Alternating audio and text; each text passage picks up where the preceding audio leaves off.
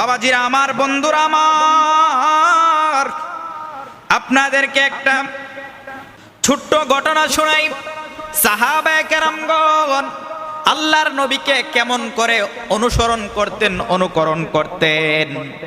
আল্লাহর নবী একদিন তিনার পা থেকে জুতা মুবারক খুলে ফেললেন। খুলে ফেলার পরে সাহাবায়ে কেরামগণ তারাও সঙ্গে সঙ্গে জুতা খুলে ফেললেন। তারা কেউ জিজ্ঞাসা করলেন না, কেন আপনি জুতাটা খুললেন? কোনো প্রশ্ন করলেন না, না এটা কি আমাদের জন্য খোলা ওয়াজিব ফরজ, কিছুই জিজ্ঞাসা করে নাই।